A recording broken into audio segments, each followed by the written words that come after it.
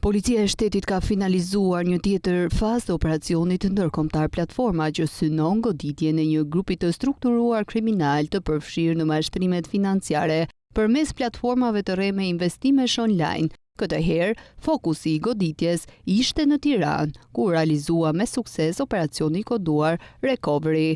Operacioni u zhvillua nga Drejtoria për hetimin e krimeve kibernetike në bashkëpunim me sektorin për hetimet e krimeve ekonomike dhe financiare në Drejtorinë e Vendore të Policisë në Tiranë dhe në drejtimin e Prokurorisë së Tiranës. Pas një pune disa mujore, hetimet, shërbimet e policisë zbuluan një call center të pozicionuar në rrugën Janos Hunjadi, i cili ishte përshtatur për kryen e mashtrimeve kompjuterike. Ky call center, sipas burimeve zyrtare, operonte duke kontaktuar qytetar të huaj, kryesisht nga vendet e Bashkimit Evropian, të cilëve u premtoheshin fitime të mëdha nga investimet fiktive në platformat e reme online.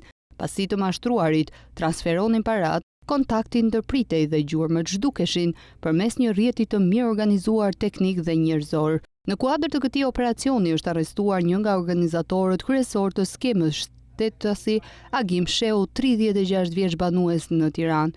2 bashkëpunëtorë të tjerë ndodhen ende në kërkim, ndërsa policia është në ndjekje të tyre për t'i kapur dhe vënë para drejtësisë.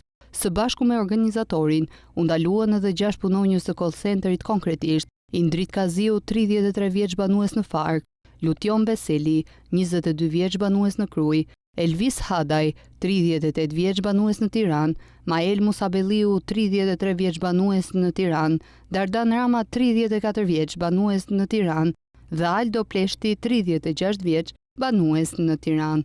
Ndërkohë, janë vënë në hetim në gjendje të lirë dhe 4 persona të tjerë të përfshirë në rrjetin e mashtrimit. Gjatë kontrollit në ambientet e call centerit, forcat policore sekuestruan një sasi të konsideruesme pajisjesh elektronike, përfshirë kompjutera dhe telefona celular, të cilët dyshohet se janë përdorur për të realizuar mashtrimet financiare. Materialet procedurale i janë referuar prokurorisë pranë gjykatës së shkallës së parë të juridiksionit të përgjithshëm në Tiranë për vijimin e hetimeve dhe ndjekjen penale të përfshirëve.